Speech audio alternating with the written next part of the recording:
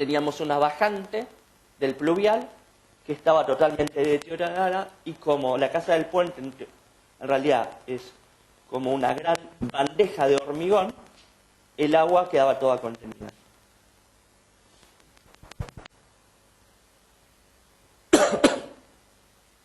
Bien, el tema de grietas y fisuras. Las grietas y fisuras en realidad son una rotura en el material o en un elemento constructivo.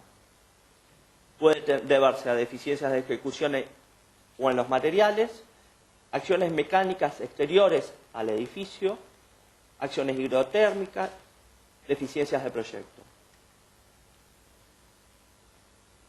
Tal vez esta parte, como la vamos a profundizar en ejemplos mañana, la voy a pasar un poco más rápido y quiero detenerme más en esta parte que tiene que ver en lesiones por modificación del entorno construido, que es muy frecuente aquí en Mar del Plata, o tener una casa o un edificio de poca altura y que nos empiecen a construir un edificio al lado. Yo siempre lo que recomiendo en estas situaciones, a nosotros como profesionales que vamos a construir un edificio, o a nosotros como profesionales que estamos representando a un cliente que le van a construir un edificio, es primero, apenas están por iniciar las obras, hacer un informe de estado. ¿Cómo está nuestra vivienda en ese momento? Y si yo soy profesional que voy a hacer la obra, también. Porque esto va a evitar problemas legales a futuro. Seamos conscientes de que poner un edificio de 10 pisos al lado de una casa o de otro edificio va a alterar la estructura del terreno. Eso es muy difícil evitarlo. Pero si nosotros somos conscientes de que, si en el caso que yo sea el arquitecto que voy a construir el edificio, si soy consciente que voy a producir daños a mi vecino, a mi lindero, tengo que ser consciente que primero voy a tener que correr con esos gastos. Es mi responsabilidad. Pero si yo tengo un informe de cómo estaba esa vivienda, voy a saber cuáles son los daños que son culpa mía, son responsabilidad mía, de aquellos que no. Muchas veces hay clientes que quieren aprovechar esta situación para que casi le hagamos la casa nueva. Eso es una realidad. Del otro lado, si yo tengo una casa o un edificio y me están construyendo un lindero, yo quiero asegurarme también de que esta empresa se haga responsable de los daños y que no salga de mi consorcio. La idea es generar reglas claras de, por un lado, saber que las lesiones van a producirse cuando me instalan un edificio en el lindero. Ser consciente de esta situación y tratar de minimizar el litigio.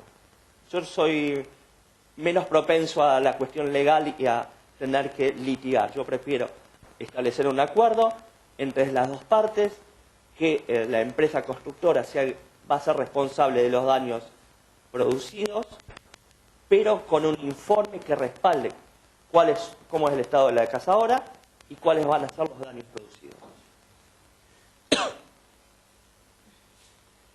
Bien. Realmente, un edificio que ya está construido, se ha asentado a lo largo del tiempo y el suelo ya se acostumbró a las cargas de esta construcción. Cuando yo pongo un edificio nuevo, se generan nuevas cargas. Por lo tanto, la estructura portante del terreno también cambia. Ya no tengo 100 toneladas, ahora tal vez tenga 200 toneladas. Cuando en una de mis clases hubo una comparación muy interesante referida a las obras de patrimonio, por ejemplo, las iglesias que tardaban 50, 100 años en construirse. ¿Por qué esas iglesias no muestran lesiones cuando son construidas? Principalmente porque todo el material, la piedra principalmente, se acopiaba en el terreno. Antes de ir construyéndolo, necesitaban un lugar de depósito, así que en el terreno se ponía toda la piedra que iba a ser la cantera. Entonces, Cuando se terminaba la construcción de una iglesia, el terreno ya habían pasado 50 años de esta construcción y ya estaba asentado. Nosotros ahora no contamos con estos tiempos.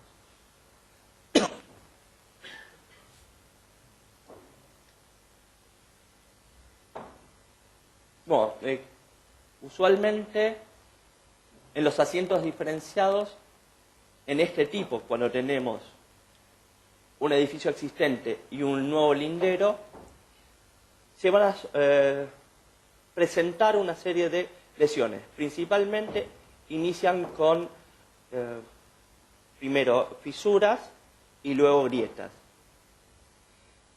Las grietas tienen un comportamiento bastante particular e interesante. Siempre apuntan hacia el lugar donde se está hundiendo. Usualmente, si nosotros tenemos un problema y vemos que las grietas y fisuras se conforman en una parábola, me está apuntando hacia dónde está cediendo. Eso es un dato interesante cuando ustedes tengan que evaluar cuál es el punto que está cediendo en una construcción.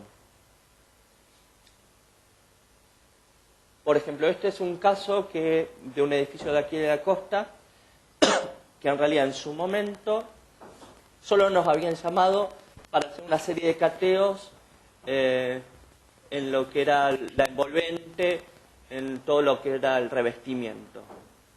Interesantemente, se empezó a ver en el piso una serie de grietas y fisuras que se veían que estaban todas activas. Más que activas, estaban todas húmedas, estaban abiertas. Analizando mejor después esta parte, en la segunda imagen se ve cómo empiezan a haber grietas y fisuras en forma de parábola. ¿Qué ocurría?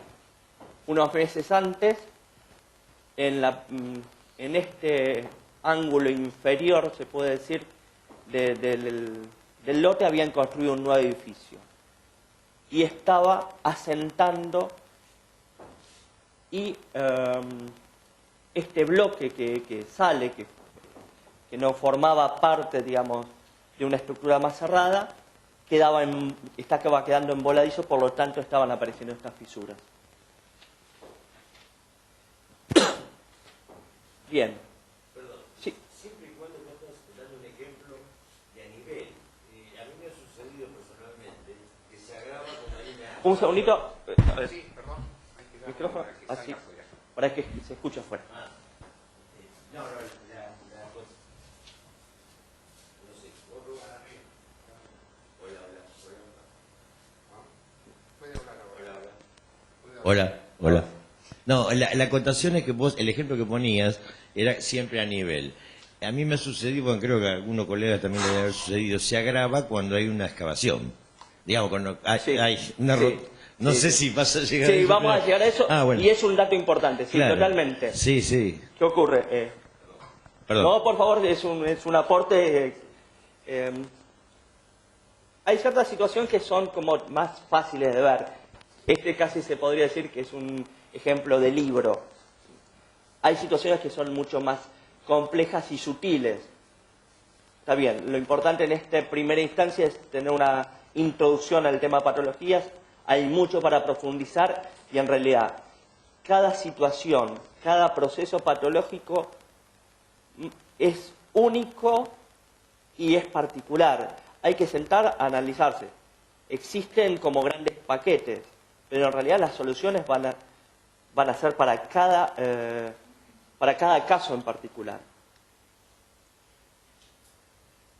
Lo más recomendable en estos casos es dibujar en forma, en planta, en alzado y si es posible en forma tridimensional cómo se están dando las grietas y fisuras, medir el espesor y la longitud de cada una de ellas.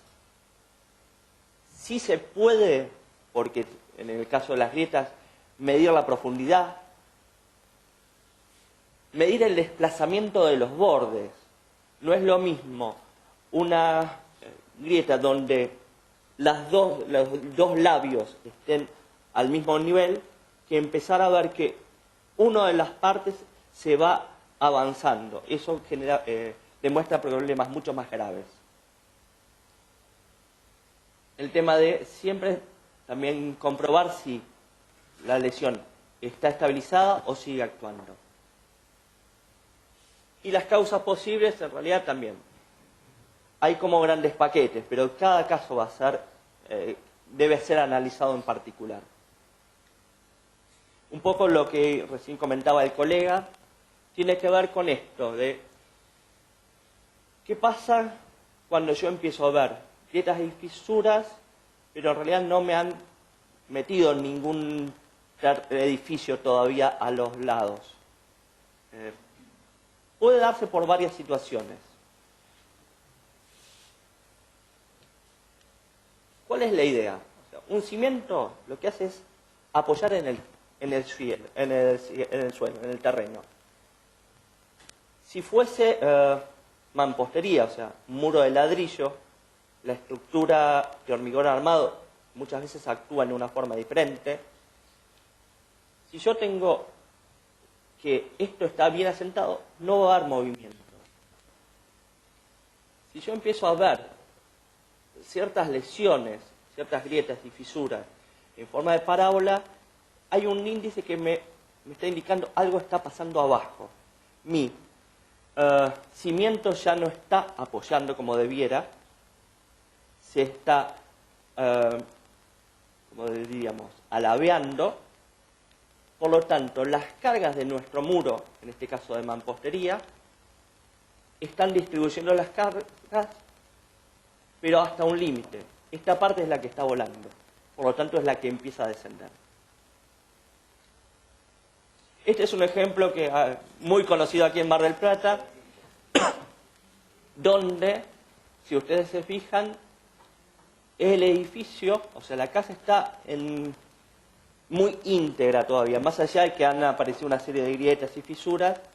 ¿Pero por qué? Porque si se fijan, hay una cimentación que estaba pensada porque abajo pasaba el cauce del río, del arroyo. O sea, ya hubo un buen diseño estructural, le podemos decir. Se sabía que abajo había una situación de un socavón, de un hueco, por lo tanto se previó. Pero ¿qué pasa?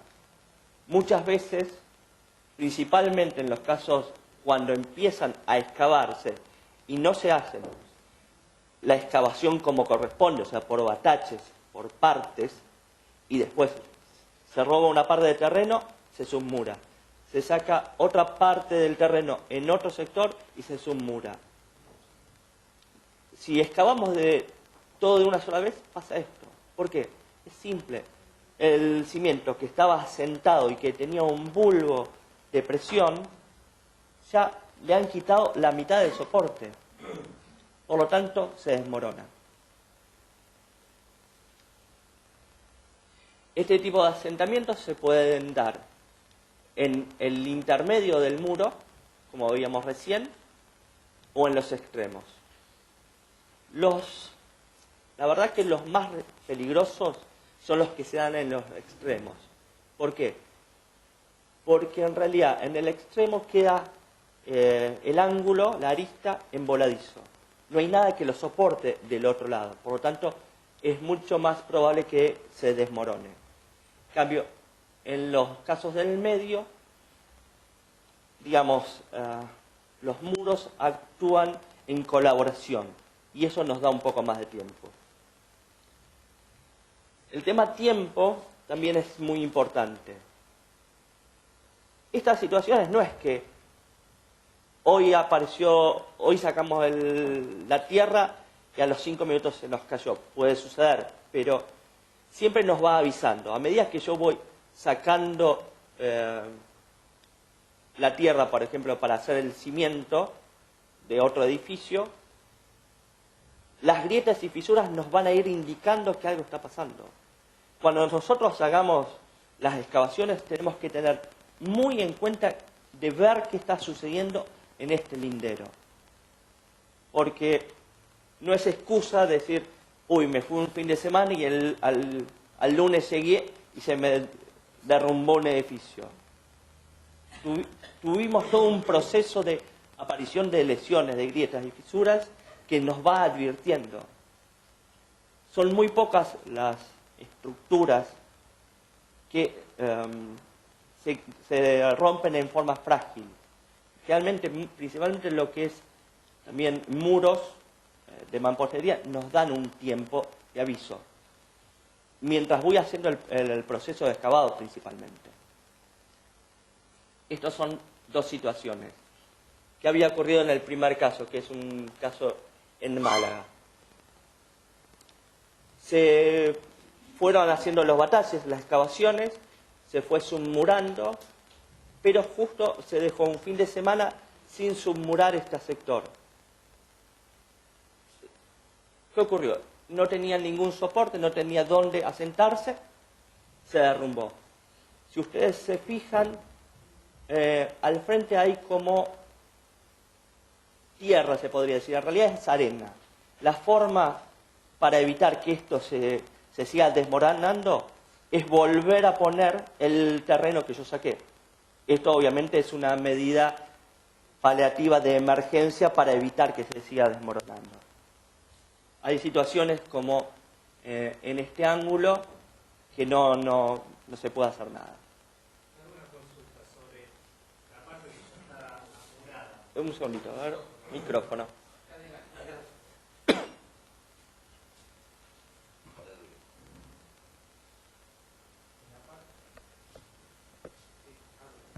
En la parte que está ya las troneras hormigonadas, ¿se tiene que rellenar para que también colabore el terreno ahí o se puede dejar un tiempo? Una vez que está hormigonada y que ya se sacó la madera. En realidad, cuando uno va haciendo las excavaciones, las troneras o los bataches como se plantea, uno lo va haciendo por etapas. Supongamos.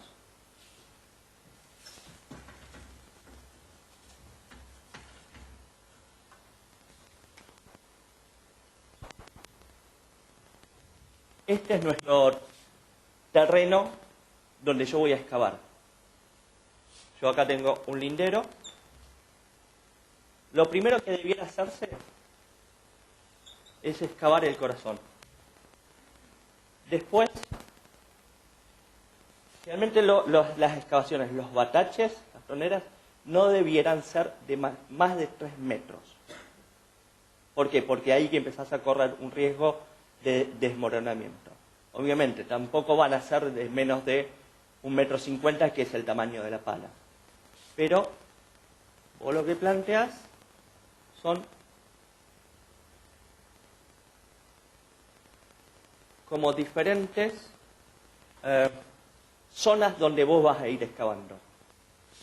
Supongamos, iniciás por el 1, seguís por el 2. Cuando terminaste de excavar, submurás esta parte, por supuesto. Después pasás, supongamos, a la 3. Entonces vas submurando. Todas estas partes de muro, de tierra, te van a contener y van a mantener la seguridad estructural, o sea, que el cimiento siga apoyado. Obviamente, esto, mientras tanto, va fraguando. También es conveniente, hasta que el hormigón tome el 100% de la carga, apunta al agua. Eso también es así.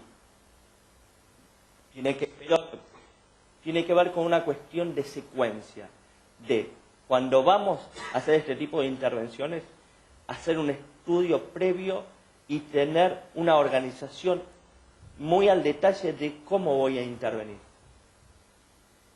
Más o menos era tu duda.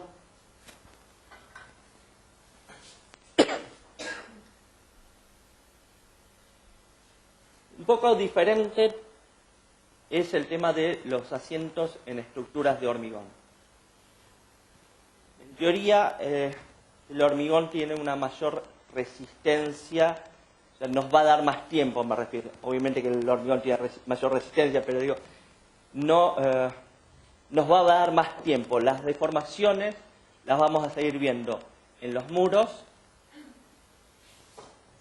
de cierre, y como veíamos hace un rato, siempre las grietas o fisuras van a estar orientadas hacia donde está el asentamiento diferenciado.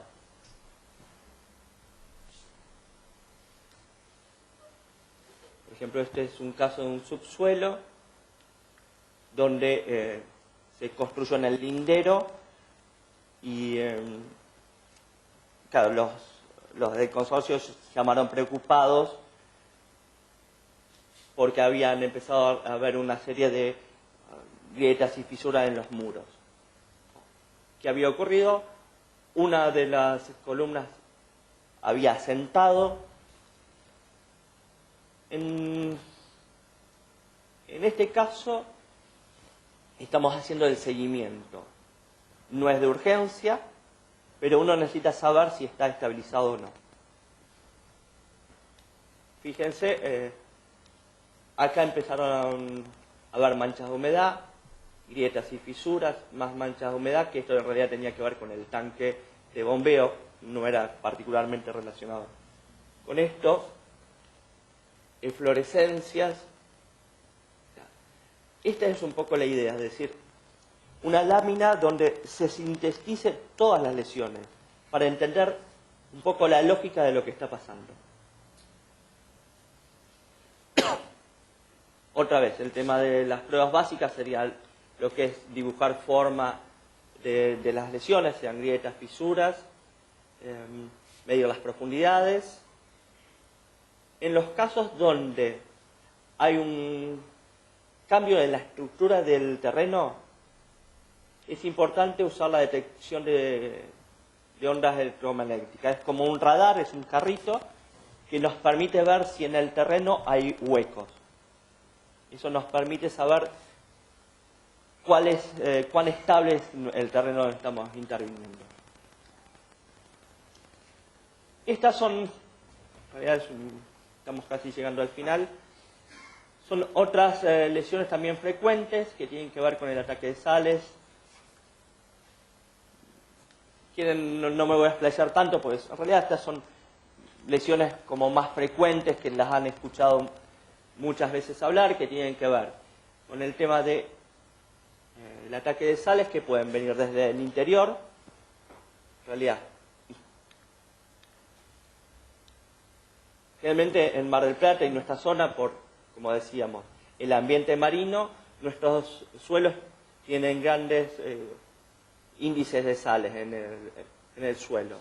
Muchas veces el terreno se satura, hay algún defecto en la aislación, por lo tanto la sal va entrando al muro.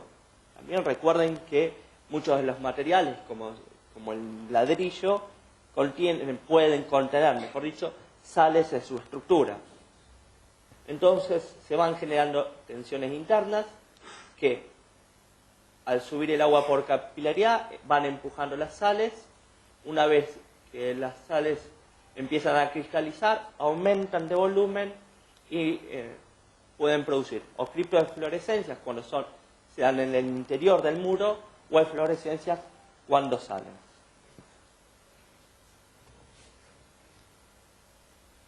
Esta misma situación muchas veces puede combinarse con el tema de los cloruros y sulfatos que están en suspensión, que están en el aire y que son empujados por el viento o por el agua con el muro, agravando esta situación que hablábamos recién de las sales contenidas en el interior de muros.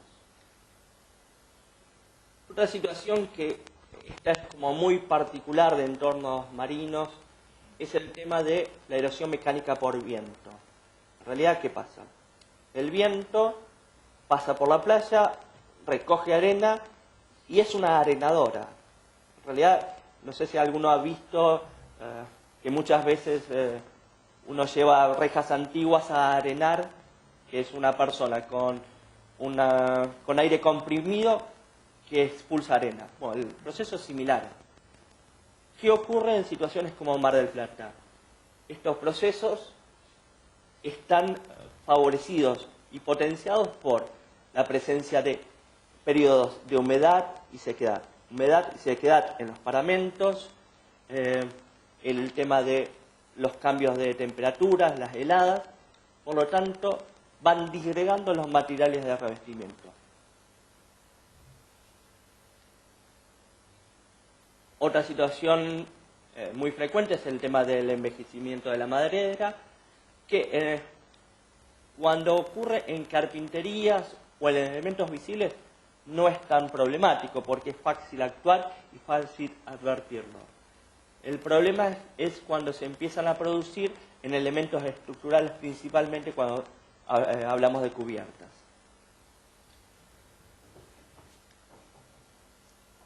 Esto está muy relacionado con el desplazamiento y voladoras de piezas. Principalmente uno piensa que en tejas.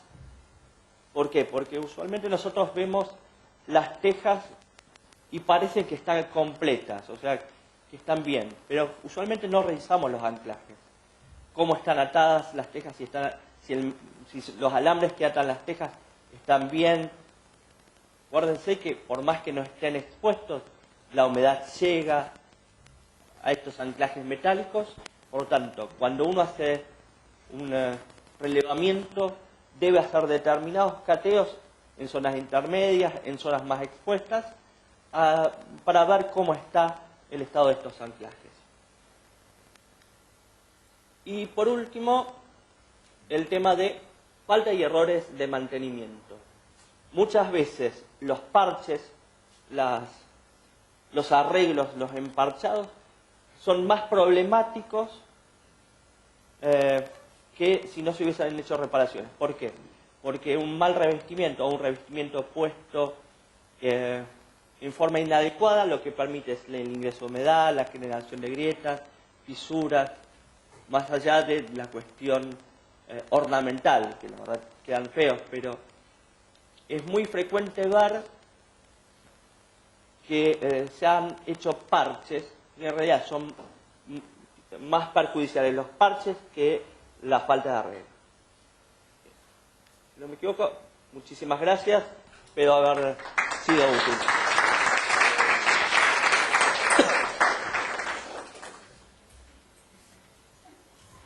Yo lo que te quería preguntar es si contamos con algunas o algún tipo de estadísticas para, no digo nuestra ciudad, pero al menos en la América Latina, en las áreas costeras o en otros países, para tener una idea del tiempo o la vida útil de un determinado, en condiciones más o menos normales o con ciertos, digamos, promedios, de los materiales o los distintos...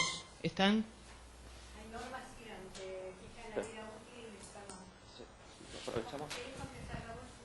No, por favor.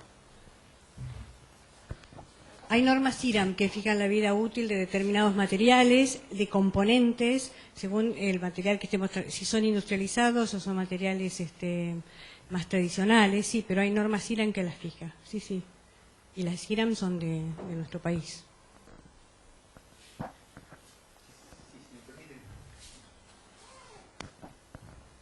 Quería agregar algún dato. Cuando hay procesos patológicos y que van degradando, por supuesto, dependiendo el material y la naturaleza del proceso, hay indicadores de degradación que son de bastante utilidad. Por ejemplo, ustedes habrán visto que en las pinturas hay una serie de ensayos que están normalizados y, por ejemplo, un factor que es muy nocivo para las pinturas es los rayos ultravioleta. Entonces hay ensayos acelerados de cómo se comportan las pinturas a ese agente, ¿correcto? Y se establecen, si miran las normas, los ensayos que hacen las mismas fábricas de pinturas, establecen con claridad cuándo comienzan a tener signos de envejecimiento y se evalúa una serie de parámetros. Entonces, hay algunas cuestiones más o menos generales que están pautadas en algunas normas y en algunos protocolos o criterios de apreciación, pero en aquellos materiales que, por su función, como vuelvo al caso de la pintura, están en contacto muy íntimo con los agentes de degradación, es muy interesante ver los mismos ensayos que hicieron los fabricantes y algunos de ellos dan cuenta muy acabada, muy clara de cuál es el periodo, por ejemplo, de funcionamiento óptimo, por decirlo así, o de cobertura, de protección, esa es la palabra, gracias, que vamos a tener y cuándo es esperable que uno pueda ya comenzar a percibir signos de envejecimiento. Esto es muy importante porque a la hora de ir a los protocolos, por ejemplo, de mantenimiento, de intervención, sobre todo aquellos que es el mantenimiento más deseable, por decir así, pasar de la rotura, de las intervenciones de emergencia, ir hacia protocolos de intervención, de mantenimiento propios, de mantenimiento preventivo y predictivo, ¿no? Es importante manejar datos lo más certero posible de cómo va evolucionando la degradación, ¿no? Entonces uno en una suerte de auditoría o de seguimiento de los mantenimientos puede, siguiendo estos estándares, percibir y anticiparse, decir, esto ya está llegando a un grado de deterioro, ¿sí?, que en un lapso razonable, por ahí corto plazo o mediano plazo, ya uno va a tener que ir pensando en cuándo intervenir, cómo planificar, sobre todo tratándose de edificios que manejamos a veces presupuestos anuales, ¿no?, consorcios, etcétera, puede ser muy interesante, ¿no? Y para cerrar, va a ser muy largo este asunto, tratándose de pinturas, es muy interesante ver cómo una misma pintura, aplicada sobre una superficie igual, orientada, ¿no? Ustedes seguramente lo han apreciado, está orientada en distintas orientaciones, para la redundancia, ¿no? Envejecen de manera muy diferente, ¿eh? Así que bueno, es un ejercicio muy interesante. Ahora, hay mucha información y sobre todo en los fabricantes y en los ensayos que se hacen conforme norma, ¿eh? Para los que son tuercas, a nadie le escapa, por ejemplo, que un seguimiento clásico de estándar de performance es cómo va cambiando la temperatura y la presión, ¿no? Entonces, por ejemplo, esto viene mucho de la industria y sobre todo de algunos sectores muy específicos, como en la industria de la aviación, ¿no? Entonces, el seguimiento de determinados estándares de performance a uno le da pauta muy clara de si el aceite está envejeciendo, si se ha tapado el filtro, bueno, en fin, hay una cantidad, y son muy específicos. Y en la arquitectura y en construcción, buscando, se encuentran varias de estas cosas, ¿no? Entonces creo que es también saber qué es lo que uno necesita para poder obtener la información y hacer el seguimiento adecuado, ¿sí?